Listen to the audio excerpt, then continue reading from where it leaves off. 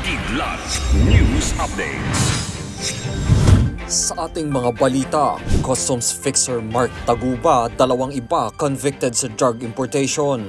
Pangulong Ferdinand Marcos Jr. at US-elect President Donald Trump pinag-usapan ang alyansa ng Pilipinas at Amerika sa telepono. Pinsala sa infrastruktura ng electric cooperatives dahil sa sunod-sunod na bagyo, umabot sa mahigit 40 milyong piso.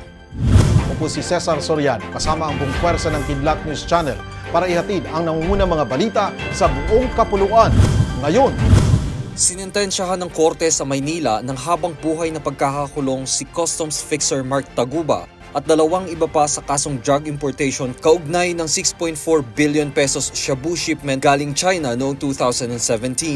Sa isang 37-page decision na may petsang November 18, hinatulang guilty ng Manila Regional Trial Court o RTC Branch 46 sina Taguba, Erin May Tatad at ang consignee at businessman Dong Yi Shen sa mga kasong paglabag sa Comprehensive Dangerous Drugs Act of 2002. Sa ruling ng RTC na pag-alamang may direktang kontribusyon ng tatlo sa pag-i-import ng iligal na droga sa bansa. Ayon sa korte, inamin ni Taguba na siya ang tumulong sa pagpasok ng container sa bansa sa pamamagitan ng mga proseso sa Bureau of Customs o BOC. Kanya ring inamin na inilagay ang container sa isang truck na pagmamay-ari ng kanyang kumpanya.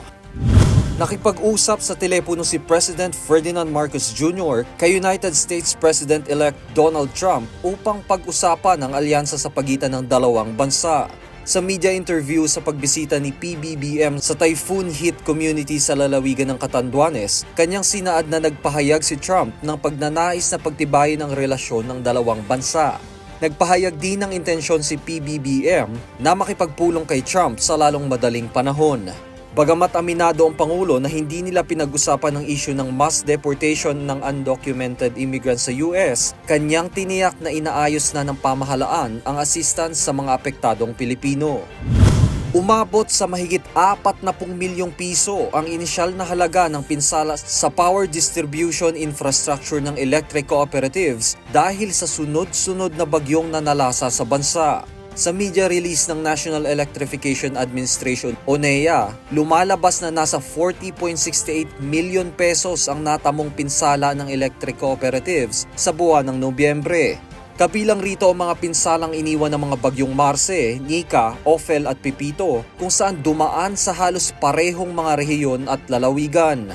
Base sa datos ng Disaster Risk Reduction and Management Department o DRRMD, sinaad ng NEA na hindi bababa sa 27 electric cooperatives ang pansamantalang nagsara o nasa ilalim ng monitoring bunsod ng sunod-sunod na mga bagyo.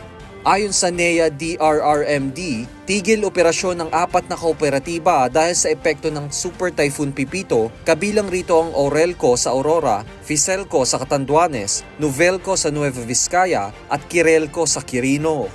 Para sa Kidlat News Updates, Juan Miguel Soriano nag-uulat. at inyo pong natunghayan ang mga headlines sa nakalipas na mga oras. Manatili nakatutok para sa mga susunod na updates at breaking news. Ako po si Cesar Soriano, kasama nyo sa bawat pagputok ng balita.